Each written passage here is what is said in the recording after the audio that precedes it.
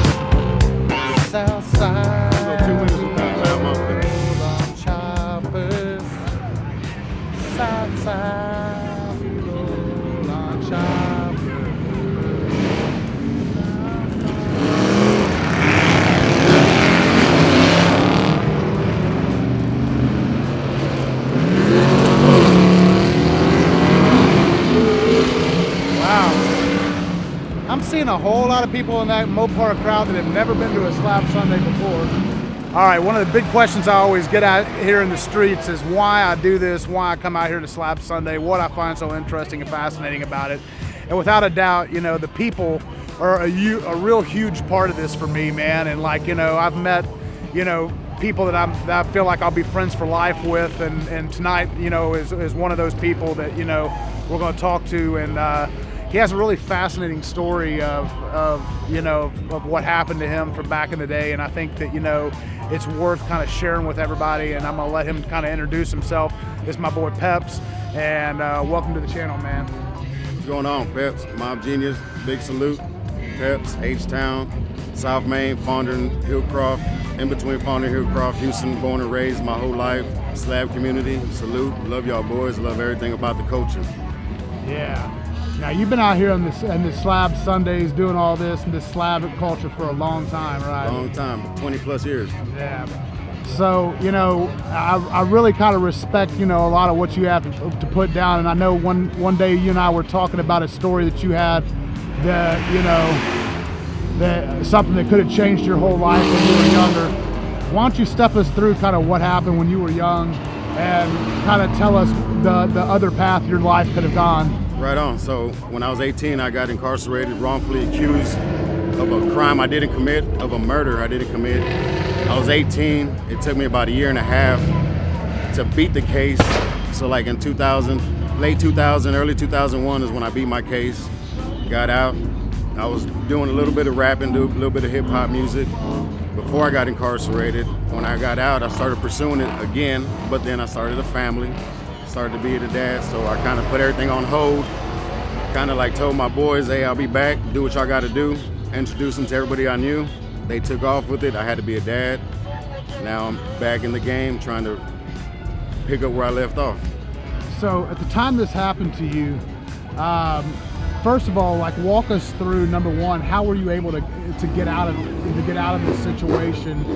And I think there was an interesting statistic involved with your case as well.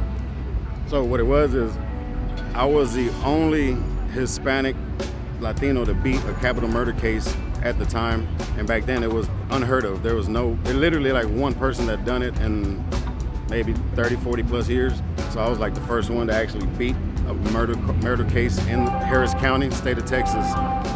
What was the next question? I forget. Just how did it happen? How'd you get out of it? It was just, so my whole life I've been in the gang, me and my brother. And when the crime was committed, the first thing that the cops did was they went through a gang profile.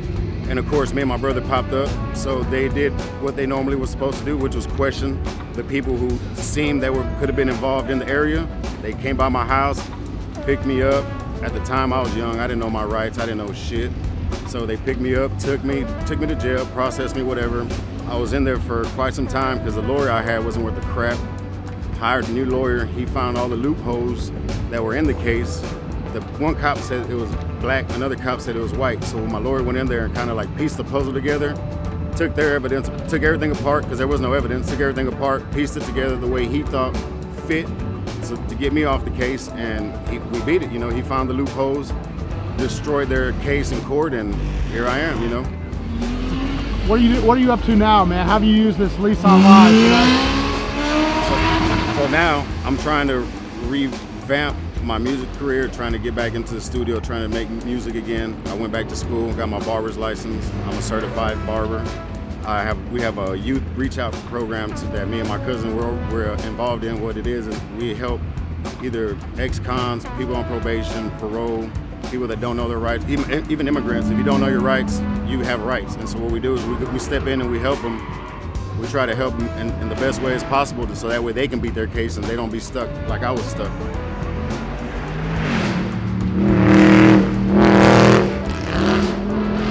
Thank you, man. I really appreciate you, man. Right like on. literally, yes, you've been a real one to me out here on the streets, and already. like literally, just I appreciate all the support, man. Already, much love, Mob Genius. You already know, bro.